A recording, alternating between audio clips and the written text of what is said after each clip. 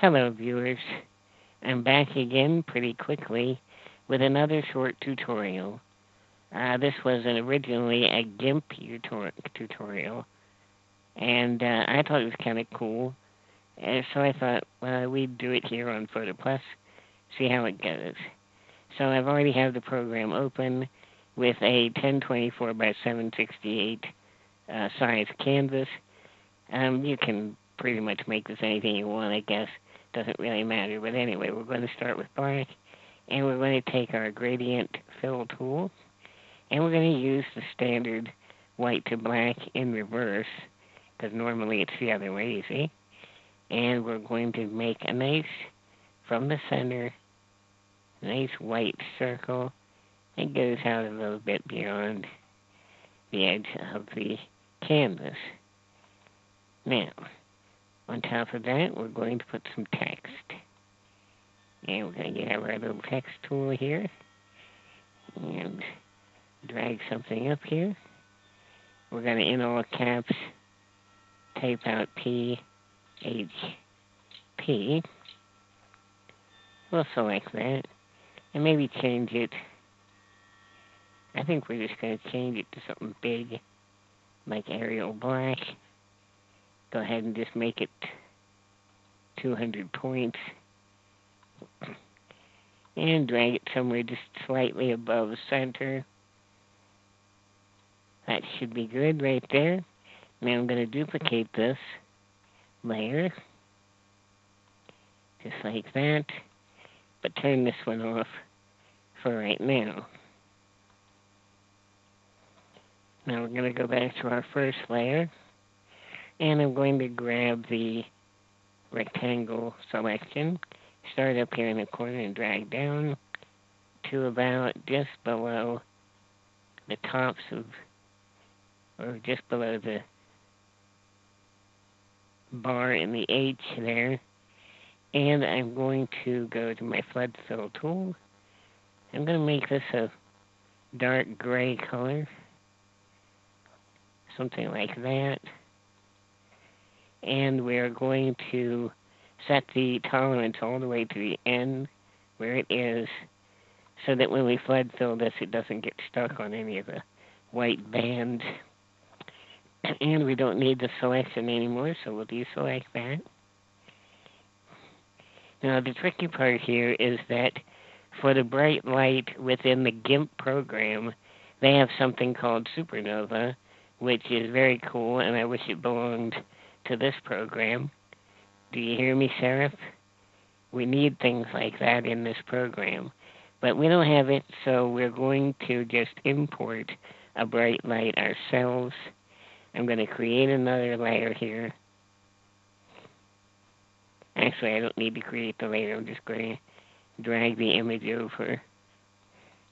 We'll go to Pictures and Web Pictures. And it's right here. We're just going to drag this right over there. And of course, we're going to have to shrink it up some. So we're going to just grab the corner here, start going down. And basically, we just want to get it. We want to get it to a point where it will sit. It will cover the entire width, but sit right in that H. And that looks pretty good right there. Now, obviously, it doesn't look right yet. We need to set this layer blend mode to screen. Now we're looking better. I also want to take this above all the other layers so that those light streaks shine past the text. That looks pretty good that way. Now we're just going to go down to our other layer text, and we're going to flip it. We are going to flip it vertically, like that, and then we're going to drag it down until it matches the bottoms of the other letters. just about like that. Now, that looks pretty good like that, but obviously it needs to be deformed. So we have two tools that can do that, the deform tool and the mesh warp tool. I'm going to use the mesh warp tool simply because I want to show you that you can use it to do this. So we're going to go ahead and say, click on the mesh warp tool. And we're going to click on this. We have to rasterize the level before we can really use that. So we have to click rasterize, and we immediately get this border around this. And what I'm going to do is get rid of the very center node. And you just get rid of that one. And we're going to turn the other nodes into sharp corner nodes. Each one we're going to click on. Yes, this would be faster with the deform tool, but I just thought you might be interested in seeing it done this way. And the last one like that. Now, after that's done, you can simply grab each of these corners and drag outward. Keep it even. And then grab these little adjustment nodes. Make sure they're lined up at the proper angle. And this one too. Just like that. And we'll do the same thing. Oh. Sorry about that.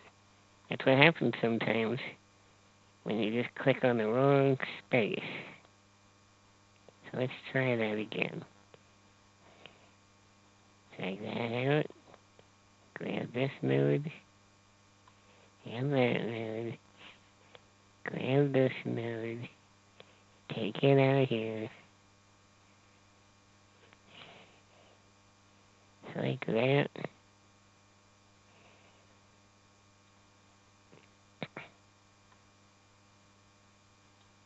Just like that. Now, the last step for that would be, of course, to add some Gaussian blur. Make it look like a fluffy shadow. We'll go even a little higher on that, like that, possibly. Something like that. And on the original text layer, we're just going to add a little bit of bevel and emboss and set the light point right at the very top, like that. And there you have it. Some kind of cool looking text with a bright light behind it. Very simple. Hope you enjoy trying to do this one on your own. Good luck and happy painting.